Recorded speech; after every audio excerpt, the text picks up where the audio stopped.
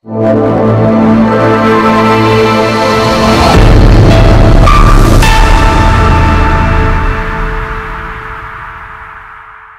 Cooperate study circle for competitive ಎಕ್ಸಾಮ್ಸ್ಗೆ ಸ್ವಾಗತ. ಇವತ್ತು ನಾವು ನಮ್ಮ ಡೈಲಿ ನ್ಯೂಸ್ ಅನಾಲಿಸಿಸ್ ಅಲ್ಲಿ ಅಂದ್ರೆ ಇನ್ ಕಾಪರ್ಸ್ ಕರೆಂಟ್ ಕ್ಯಾಪ್ಚರ್ ಅಲ್ಲಿ ಇವತ್ತು ಜನವರಿ 25 ಹಿಂದೂ ನ್ಯೂಸ್ ಪೇಪರ್ನ ಅನಾಲಿಸಿಸ್ ಮಾಡ್ತಾ ಹೋಗೋಣ. ಇವತ್ತು ತುಂಬಾ ಒಳ್ಳೊಳ್ಳೆ ಇಂಪಾರ್ಟೆಂಟ್ ಆರ್ಟಿಕಲ್ಸ್ ಇದೆ.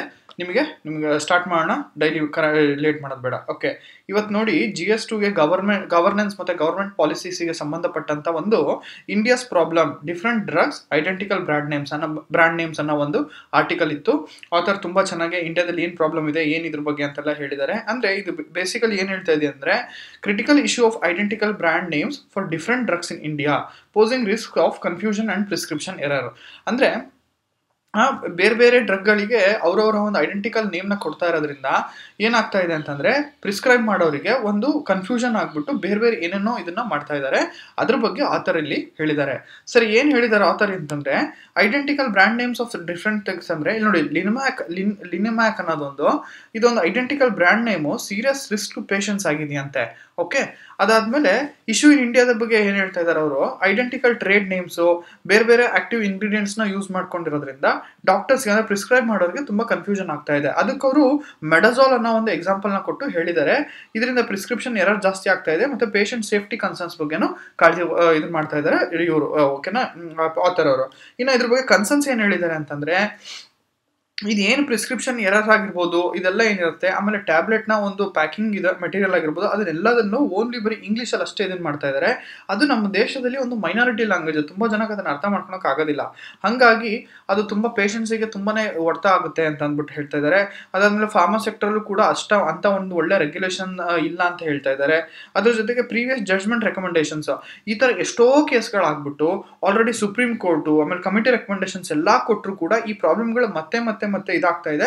ಅದಕ್ಕೋಸ್ಕರ ಡೆಲ್ಲಿ ಹೈಕೋರ್ಟ್ ಇಂಟರ್ವ್ಯೂನ್ ಆಗಿದೆ ಅಂತ ಅಂದ್ಬಿಟ್ಟು ಆಥರ್ ಹೇಳ್ತಾ ಇದ್ದಾರೆ.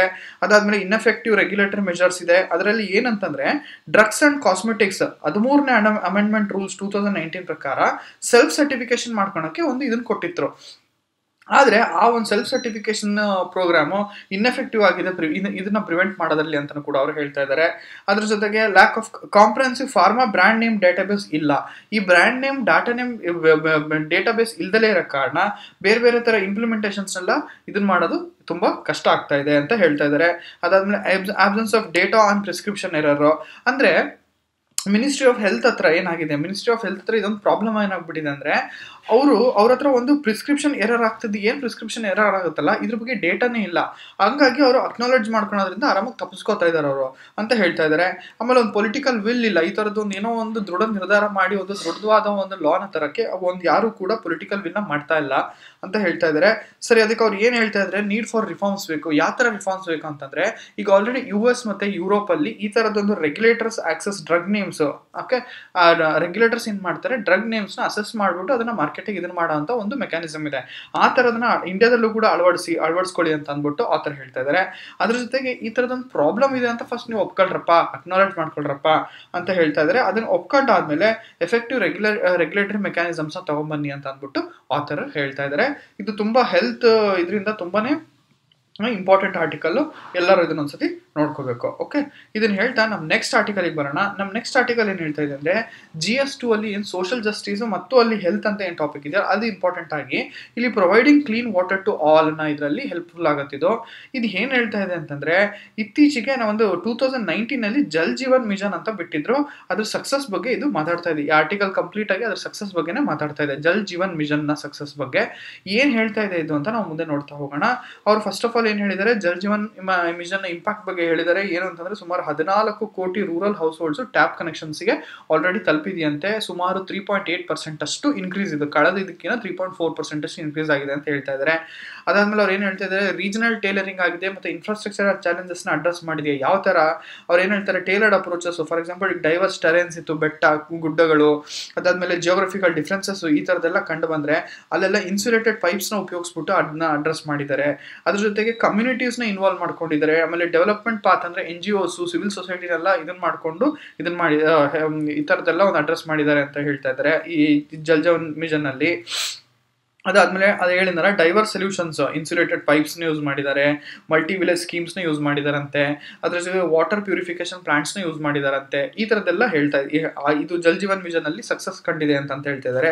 ಇನ್ನು ಕಾಂಪ್ರಹೆನ್ಸಿವ್ ಇಂಪ್ಯಾಕ್ಟ್ ಏನ್ ಹೇಳ್ತಾ ಇದೆ ಅಂತಂದ್ರೆ ಒಂದು ಒಟ್ಟಾರೆ ಒಂದು ಇಂಪ್ಯಾಕ್ಟ್ ಆಗಿ ಹೇಳ್ಬೇಕು ಅಂತಂದ್ರೆ ರಿಡಕ್ಷನ್ ಇನ್ ಇನ್ಫೆಂಟ್ ಡೆತ್, ಅಂದ್ರೆ ಸಣ್ಣ ಮಕ್ಕಳ ಇದು ಸಾವು ಕಮ್ಮಿ ಆಗಿದೆ. ಅದ್ರ ಜೊತೆಗೆ ಸುಮಾರು 4 ಲಕ್ಷದಷ್ಟು ಡಯರಲ್ ಡೆತ್ಸ್ ಕೂಡ ಅಂದ್ರೆ ಕಮ್ಮಿ ಆಗಿದೆ ಅಂತ ಅಂದ್ಬಿಟ್ಟು ಹೇಳ್ತಾ ಇದಾರೆ ಆಥರ್. ಅದ್ರ ಜೊತೆಗೆ ಸೋಷಿಯಲ್ ಎಕನಾಮಿಕ್ ಸ್ಟ್ರೆಂಥನಿಂಗು ಮತ್ತೆ ಕಮ್ಯುನಿಟಿ ಇನ್ವಾಲ್ವ್ಮೆಂಟ್ ಕೂಡ ಜಾಸ್ತಿ ಆಗಿದೆ. ಅದು ಯಾವ ತರ ಅಂತಂದ್ರೆ ಮಹಿಳೆಯರಿಗೆ ಡಿಸಿಷನ್ ಮೇಕಿಂಗ್ ಅಲ್ಲಿ ಇನ್ವಾಲ್ವ್ ಮಾಡ್ಕೊಂಡಿದ್ದಾರೆ ಈ ತರ ಸ್ಕೀಮ್ ಇದರಲ್ಲಿ. ಯೂತ್ ಎಂಪವರ್ಡ್ ಆಗಿದ್ದಾರೆ.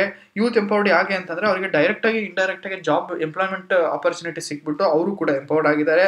ಅದಾದ್ಮೇಲೆ ಲೋಕಲ್ ವಾಟರ್ ಎಂಟರ್ಪ್ರೈಸಸ್ ಅನ್ನು ಕೂಡ ಉಪಯೋಗಿಸ್ಕೊಂಡ್ಬಿಟ್ಟು ನೀರನ್ನ ಇದನ್ನ ಮಾಡಿದ್ದಾರೆ. ಹಾಗಾಗಿ ಈ ತರದೊಂದು ಎಂಟರ್ಪ್ರೈಸಸ್ ಕೂಡ ಇದಾಗಿದೆ. ಅದಾದ್ಮೇಲೆ ನಲ್ ಜಲ್ ಮಿತ್ರ ಸ್ಕೀಮ್ಸ್, ಅಂದ್ರೆ ನಲ್ ಜಲ್ ಮಿತ್ರ ಈ ತರದೊಂದು ಇದೊಂದು ಮೆಕ್ಯಾನಿಸಮ್. ಈ ಮೆಕ್ಯಾನಿಸಮ್ ಅಲ್ಲಿ ಏನಂತಂದ್ರೆ ಜಲ್ ಜೀವನ್ ಬಗ್ಗೆ ಆ ತರದ ವಾಟರ್ ಸ್ಕೇರ್ಸಿಟಿ ಈ ತರದ್ ಎಲ್ಲಾದ್ರೂ ಸ್ಕೀಮ್ಸ್ ಈ ತರದ್ ಏನಿರುತ್ತಲ್ಲ ಅದ್ರ ಬಗ್ಗೆ ಇನ್ಫಾರ್ಮೇಶನ್ ಸಿಗೋ ಅಂತ ಒಂದು ಮೆಕ್ಯಾನಿಸಮ್ ಇದು. ಇದೆಲ್ಲ ಕೂಡ ಯೂಸ್ ಮಾಡ್ಕೊಂಡಿದ್ದಾರೆ ಇದರಲ್ಲಿ. ಹಂಗಾಗಿ ಸಕ್ಸಸ್ ಆಗಿದೆ ಪ್ರೋಗ್ರಾಮ್ ಅಂತ ಹೇಳ್ತಾ ಇದ್ದಾರೆ. ಅದಾದ್ಮೇಲೆ ಎಂಪ್ಲಾಯ್ಮೆಂಟ್ ಜನರೇಷನ್ ಮತ್ತೆ ಸ್ಕಿಲ್ ಡೆವಲಪ್ಮೆಂಟ್ ನೋಡಿ, ಕನ್ಸ್ಟ್ರಕ್ಷನ್ ಡೈರೆಕ್ಟ್ ಆಗಿ ಇಂಡೈರೆಕ್ಟ್ ಆಗಿ ಈ ತರದ ಪ್ಲಾಂಟ್ಸ್ ನ ಇದನ್ನೆಲ್ಲ ಮಾಡಕ್ರೆ ಕನ್ಸ್ಟ್ರಕ್ಷನ್ ಇದನ್ನ ಮಾಡ್ತಾರಲ್ಲ ಅದರಲ್ಲಿ ಎಂಪ್ಲಾಯ್ಮೆಂಟ್ ಕ್ರಿಯೇಷನ್ ಆಗಿದೆ. ಅದಾದ್ಮೇಲೆ ಆಪರೇಷನ್ ಅಂಡ್ ಮೇಂಟೆನೆನ್ಸ್ ಈ ತರದೊಂದು ಆದ್ಮೇಲೆ ಅದನ್ನ ಆಪರೇಷನ್ ಮಾಡಬೇಕು, ಮೇಂಟೆನೆನ್ಸ್ ಮಾಡಬೇಕು, ಅದರಲ್ಲೂ ಕೂಡ ಇಂಡೈರೆಕ್ಟ್ ಆಗಿ ಎಂಪ್ಲಾಯ್ಮೆಂಟ್ ಜನರೇಟ್ ಆಗಿದೆ ಅಂತ ಹೇಳ್ತಾ ಇದ್ದಾರೆ. ಆಮೇಲೆ ಕಮಿಟೀಸ್ ಏನ್ ಮಾಡಿದ್ದಾರೆ ಅಂತ ವಾಟರ್ ವುಮೆನ್ಗೆ ತುಂಬಾ ತರದ್ದು ವಾಟರ್ ಸ್ಯಾಂಪ್ಲಿಂಗ್ ಟೆಸ್ಟಿಂಗ್ ನ ಮೆಥಡ್ಸ್ ಬಗ್ಗೆ ಅವರಿಗೆ ಅವೇರ್ನೆಸ್ ನ ಇದನ್ನ ಮಾಡಿ ಅವ್ರಿಗೆ ಇದ್ರ ಬಗ್ಗೆ ಟ್ರೈನ್ ಮಾಡಿದ್ದಾರೆ ಕಮಿಟೀಸು. ಅದ್ರ ಜೊತೆಗೆ ಟ್ರಾನ್ಸ್ಪರೆನ್ಸಿ ಅಂಡ್ ಎಫಿಷಿಯನ್ಸಿ ಮೆಷರ್ಸ್ ಯಾವ ತರ ಆಗಿದೆ ಅಂತಂದ್ರೆ ಡ್ಯಾಶ್ ಬೋರ್ಡ್ ಇದೆ, ರಿಯಲ್ ಟೈಮ್ ಅಲ್ಲಿ ಡ್ಯಾಶ್ ಬೋರ್ಡ್ ಎಷ್ಟರ ಮಟ್ಟಿಗೆ ವಾಟರ್ ಸ್ಕೇರ್ಸಿಟಿ ಇದೆ ಯಾವ ತರ ಇದೆ ಅದರದ್ದೆಲ್ಲ ಕ್ರಿಯೇಟ್ ಮಾಡೋಂಥ ಒಂದು ಡ್ಯಾಶ್ ಬೋರ್ಡ್ ಕ್ರಿಯೇಟ್ ಮಾಡಿದ್ದಾರೆ. ಆಮೇಲೆ ಅಡ್ವಾನ್ಸ್ ಟೆಕ್ನಾಲಜೀಸ್ ನ ಯೂಸ್ ಮಾಡಿಬಿಟ್ಟು ಮಾನಿಟರಿಂಗ್ ಅಂಡ್ ಸರ್ವಿಲೆನ್ಸಸ್ ಕೂಡ ಮಾಡಿದ್ದಾರೆ. ವಾಟರ್ ಕ್ವಾಲಿಟಿ ಮ್ಯಾನೇಜ್ಮೆಂಟ್ ನ ಚೆಕ್ ಮಾಡೋಕ್ಕೋಸ್ಕರ ಈ ತರ ಮಾಡಿದ್ದಾರೆ. ಸೊ ಇವರು ಆಥರ್ ಫ್ಯೂಚರ್ ರೋಡ್ ಮ್ಯಾಪ್ ಏನ್ ಹೇಳ್ತಾ ಇದ್ದಾರೆ ಅಂತಂದ್ರೆ ಈ ಮಿಷನ್ ಪ್ರಕಾರ ಅಂದ್ರೆ ಈ ಫ್ಯೂಚರ್ ರೋಡ್ ಮ್ಯಾಪ್ ಏನಾಗಿದೆ ಈ ಜಲ್ ಜೀವನ್ ಮಿಷನ್ ಅಂತಂದ್ರೆ to eliminate all type of water scarcity, water asset maintenance ಇದನ್ನೆಲ್ಲದನ್ನು ಕೂಡ ಅವರು ಇದು ಮಾಡಬೇಕು ಅಂತ ಅಂದ್ಬಿಟ್ಟು ಜಲ್ ಜೀವನ್ ಮಿಷನ್ ಅಲ್ಲಿ ಮಾಡಬೇಕು ಅಂತ ಹೊರಟಿದ್ದಾರೆ ಅಂತ ಹೇಳ್ತಾ ಇದ್ದಾರೆ ಆಥರ್. ಒಟ್ಟಾರೆಯಾಗಿ ಜಲ್ ಜೀವನ್ ಮಿಷನ್ ಸಕ್ಸಸ್ ಆಗಿದೆ ಅನ್ನೋದು ಆಥರ್ ಹೇಳ್ತಾ ಇದ್ದಾರೆ. ಇಲ್ಲಿ ಇಷ್ಟು ಇದು ತುಂಬಾ ಇಂಪಾರ್ಟೆಂಟ್ ಇದು. ಓಕೆ, ನೆಕ್ಸ್ಟ್ ಇದನ್ನ ಹೇಳ್ತಾ ನಮ್ಮ ನೆಕ್ಸ್ಟ್ ಆರ್ಟಿಕಲ್ಗೆ ಬಂದ್ರೆ ಇದು ನೋಡಿ GS2 ನ ಇಂಟರ್ನ್ಯಾಷನಲ್ ರಿಲೇಷನ್ಸ್ ನ ಇಂಪಾರ್ಟೆಂಟ್ ಇಂಟರ್ನ್ಯಾಷನಲ್ ಇನ್ಸ್ಟಿಟ್ಯೂಷನ್ಸ್ ಅಂತ ಏನು ಬಿಡ್ತೀವಲ್ಲ ಅಲ್ಲಿ ತುಂಬಾ ಇಂಪಾರ್ಟೆಂಟ್. ಇತ್ತೀಚೆಗೆ ನೋಡಿ Turkey ratifies Sweden's NATO membership after protracted delay ಅಂತ ಅಂದ್ಬಿಟ್ಟು ನ್ಯೂಸ್ ಇದೆ. ಇದು ಏನು ಅಂತಂದ್ರೆ ಇತ್ತೀಚೆಗೆ ಸ್ವೀಡನ್ ನ್ಯಾಟೋಗೆ ಅಂತ ಜಾಯ್ನ್ ಆಗ್ಬೇಕು ಅಂತಿತ್ತಲ್ಲ ಅದು ಇದಾಗಿದೆ, ಒಪ್ಕೊಂಡಿದ್ದಾರೆ. ಇಷ್ಟು ದಿವಸ ಯಾಕೆ ತಡೆ ಹಿಡಿದಿತ್ತು ಅಂತಂದ್ರೆ ಟರ್ಕಿ ಮತ್ತೆ ಟರ್ಕಿ ಮತ್ತೆ ಹಂಗಾರಿ ಅವರು ಅದನ್ನ ತಡೆ ನಿಲ್ಸಿದ್ರು ಬೇಡ ಅಂತ. ನ್ಯಾಟೋದು ಒಂದು ಕಂಡೀಷನ್ ಏನಪ್ಪಾ ಇದೆಯಾ ಅಂತ ಅಂದ್ರೆ ನ್ಯಾಟೋಗೆ ಯಾರಾದ್ರೂ ಒಬ್ಬ ಹೊಸ ನಾವು ಮೆಂಬರ್ ಆಗ್ಬೇಕು ಅಂತ ಅಂದ್ಬಿಟ್ಟು ಇದನ್ನ ಮಾಡಿದ್ರೆ ಆ ನ್ಯಾಟೋ ಅಲ್ಲಿರೋ ಎಲ್ಲಾ ಅಂತ ಕಂಟ್ರಿಗಳು ಅಪ್ರೂವ್ ಮಾಡಿದ ಮೇಲೆ ಆ ಕಂಟ್ರಿ ಇದಾಗುತ್ತೆ, ಮೆಂಬರ್ ಆಗುತ್ತೆ. ಈ ತರ ಸ್ವೀಡನ್ ಇದನ್ನ ಮಾಡಿದಾಗ ಸ್ವೀಡನ್ ಮತ್ತೆ ಹಿಂದೆ ಫಿನ್ಲ್ಯಾಂಡ್ ಕೂಡ ಎರಡು ಜೊತೆಗೆ ಇದನ್ನ ಮಾಡಿದ್ರು. ಆದ್ರೆ ಸ್ವೀಡನ್ ಒಪ್ಕೊಂಡಿದ್ರು, ಸ್ವೀಡನ್ ತಡೆ ಹಿಡಿದಿದ್ರು. ಯಾಕೆ ಅಂತ ನಾನು ಮುಂದೆ ಹೇಳ್ತೀನಿ.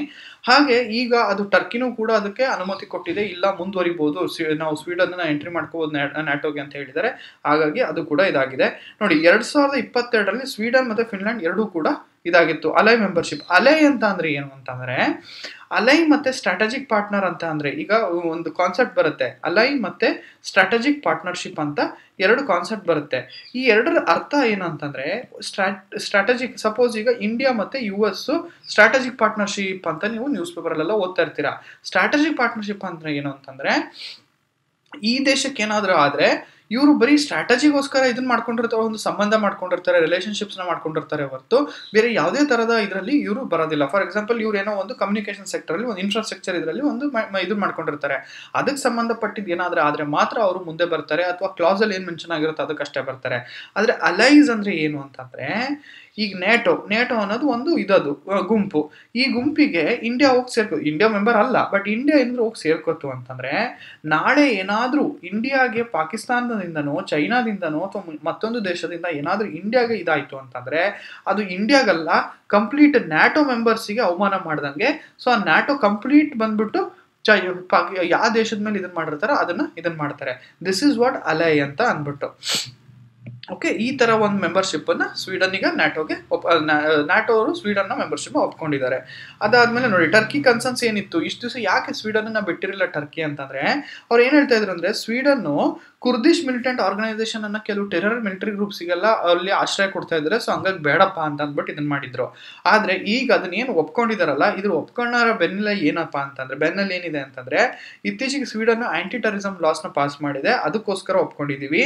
ಅದ್ರ ಜೊತೆಗೆ ಈ PKK ಆಕ್ಟಿವಿಟೀಸ್ ಅಂತ ಏನ್ ಟೆರರಿಸಂ ಇದಿತ್ತಲ್ಲ, ಅದನ್ನು ಕೂಡ ಕರ್ವ್ ಮಾಡಿದ್ದಾರೆ, ಅದಕ್ಕೆ ಒಪ್ಕೋತಾ ಇದ್ದೀವಿ. ಅದ್ರ ಜೊತೆಗೆ ಟರ್ಕಿದು EU ಮೆಂಬರ್ಶಿಪ್ಗೂ ನಾವು ಸಪೋರ್ಟ್ ಮಾಡ್ತೀವಿ ಅಂತ ಸ್ವೀಡನ್ ಅವರು ಒಪ್ಕೊಂಡಿದ್ದಾರೆ. ಹಾಗಾಗಿ ಇದು ಒಂದು ಇದಾಗಿದೆ. ಅದಾದ್ಮೇಲೆ ಇದ್ರ ಜಿಯೋ ಪೊಲಿಟಿಕಲ್ ಇಂಪ್ಲಿಕೇಶನ್ಸ್ ಏನಂತಂದ್ರೆ, ನೋಡಿ, ಈಗ ಸ್ಟ್ರಾಟಜಿಕ್ ಬೇಸಿಸ್ ಮತ್ತೆ ಮಿಲಿಟರಿ ಕ್ಯಾಪಬಿಲಿಟೀಸ್ ಎಲ್ಲರಿಗೂ ಇದಾಗುತ್ತೆ. ಹೆಂಗೆ ಅಂದ್ರೆ, ಈಗ ನೋಡಿ, entire Baltic C excluding Russia control ಅಲ್ಲಿ ಇರೋ ಬಾಲ್ಟಿಕ್ ಸಿ ಬಿಟ್ಬಿಟ್ಟು ಇನ್ನು ಉಳುಕಿರೋ ಎಲ್ಲಾ ಎಂಟೈರ್ ಬಾಲ್ಟಿಕ್ ಸಿಗೂ ನ್ಯಾಟೋ ಇದಕ್ಕೆ ಬಂದು ಸೇರುತ್ತೀಗ. ಅದಾದ್ಮೇಲೆ ಡಿಫೆನ್ಸ್ ಅಸೆಟ್ಸ್, ಇವೊಂದು ಸ್ವೀಡನ್ದು ಕಮ್ಮಿ ಮಿಲಿಟರಿ ಇದು ಎಲ್ಲ ಕಮ್ಮಿ ಇದ್ರು ಕೂಡ ಅದು ನ್ಯಾಟೋದಲ್ಲಿ ಅಡ್ವಾನ್ಸ್ ಇದು ನ್ಯಾಟೋ ಸ್ಟ್ರೆಂತ್ಗೆ ಅಡ್ವಾನ್ಸ್ ಮಿಲಿಟರಿ ಟೆಕ್ನಿಕ್ಸ್ ಅವ್ರ ಹತ್ರ ಎಲ್ಲ ಇರೋದು ನ್ಯಾಟೋ ಸ್ಟ್ರೆಂತ್ ಆಗೋಕ್ಕೆ ಹೆಲ್ಪ್ ಆಗುತ್ತೆ. ಇದು ಈ ಆರ್ಟಿಕಲ್ ನಿಮಗೆ ಹೆಲ್ಪ್ಫುಲ್ ಅಂತ ಅನಿಸ್ತು. ಹಾಗಾಗಿ ಇದು ಪ್ರಿಲಿಮ್ಸ್ ಅಲ್ಲೂ ಕೇಳೋ ಸಾಧ್ಯತೆಗಳಿದೆ, ನಾಳೆ ಮೇನ್ಸ್ ಅಲ್ಲೂ ಕೇಳುವಂತ ಸಾಧ್ಯತೆ ಇದೆ. ಹಾಗಾಗಿ ಇದು ನೀವು ಮಿಸ್ ಮಾಡಂಗಿಲ್ಲ. ಸರಿ, ಇದನ್ನ ಹೇಳ್ತಾ ನೆಕ್ಸ್ಟ್ ಆರ್ಟಿಕಲ್ಗೆ ಬರೋಣ. ನೆಕ್ಸ್ಟ್ ಆರ್ಟಿಕಲ್ಗೆ ಬಂದಾಗ, ಇದು GS2 ನ ಇಂಡಿಯನ್ ಪಾಲಿಟಿ ಜುಡಿಷರಿಗೆ ಸಂಬಂಧಪಟ್ಟಿದ್ದು. ಹೇಗೆ ಜುಡಿಷರಿ ಅಂತಂದ್ರೆ, ಇತ್ತೀಚೆಗೆ top court gets new judge to function with full strength ಅಂತ.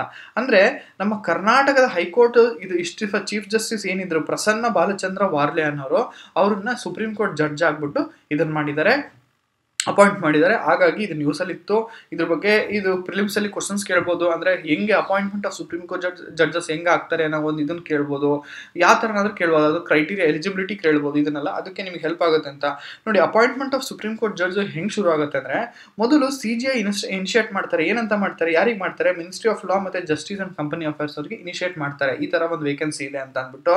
ಅದಾದ್ಮೇಲೆ ಅವರು ಒಂದು ಕೊಲಾಜಿಯಂ ಸೆಟಪ್ ಅಂತ ಮಾಡ್ತಾರೆ. ಆ ಕೊಲಾಜಿಯಂ ಸೆಟಪ್ ಮಾಡಿ ಅದನ್ನ ಕನ್ಸಲ್ಟ್ ಮಾಡ್ತಾರೆ. ಅವರು ಅದರಲ್ಲಿ ಚರ್ಚೆ ಮಾಡ್ತಾರೆ, ಇವರ ಜಡ್ಜ್ ಬಗ್ಗೆ ಒಂದು ಚರ್ಚೆ ಇದು ಮಾಡ್ತಾರೆ, ಅವ್ರನ್ನ ಕನ್ಸಲ್ಟ್ ಮಾಡಾಗುತ್ತೆ.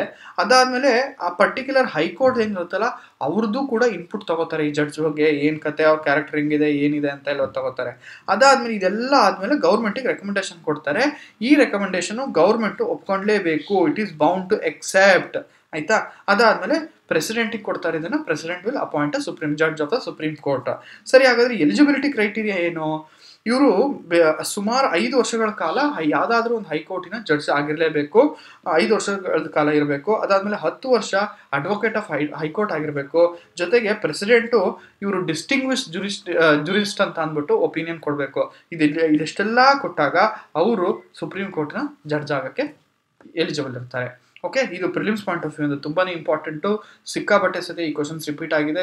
ಜುಡಿಷರಿಯಿಂದ ಅಪಾಯಿಂಟ್ಮೆಂಟ್ ಆಫ್ ಜಡ್ಜಸ್ ಇದ್ರ ಬಗ್ಗೆ ಎಲ್ಲ ನೀವು ಇದನ್ನ ಮಿಸ್ ಮಾಡ್ದಲ್ಲೇ ಒಂದ್ಸತಿ ರಿವಿಷನ್ ಮಾಡ್ಕೊಂಬಿಡಿ.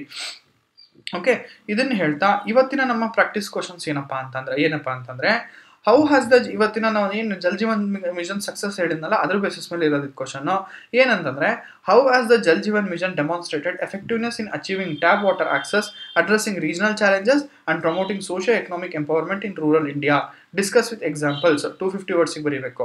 ನೋಡಿ, ಟ್ಯಾಪ್ ವಾಟರ್ ಪ್ರವೇಶವನ್ನು ಸಾಧಿಸುವಲ್ಲಿ, ಪ್ರಾದೇಶಿಕ ಸವಾಲುಗಳನ್ನು ಎದುರಿಸುವಲ್ಲಿ ಮತ್ತು ಗ್ರಾಮೀಣ ಭಾರತದಲ್ಲಿ ಸಾಮಾಜಿಕ ಆರ್ಥಿಕ ಸಬಲೀಕರಣವನ್ನು ಉತ್ತೇಜಿಸುವಲ್ಲಿ ಜಲಜೀವನ್ ಮಿಷನ್ ಹೇಗೆ ಪರಿಣಾಮಕಾರಿತ್ವವನ್ನು ಪ್ರದರ್ಶಿಸಿದೆ, ಉದಾಹರಣೆಗಳೊಂದಿಗೆ ಚರ್ಚಿಸಿ. 250 ವರ್ಡ್ಸು, 15 ಅಂಕಗಳು. ಎಲ್ಲರೂ ಬರೆದು ಚಾನಲ್ಗೆ ಹಾಕಿ ಫ್ರೀ ಇವ್ಯಾಲ್ಯೂಯೇಷನ್ ಮಾಡಿಸ್ಕೊಳ್ರಿ. ಓಕೆ, ಇದನ್ನ ಹೇಳ್ತಾ ಇವತ್ತಿನ ಸೆಷನ್ ನಾನು ಎಲ್ಲರಿಗೂ ಮುಗಿಸ್ತಾ ಇದ್ದೀನಿ. Jai Hind, thank you, take care.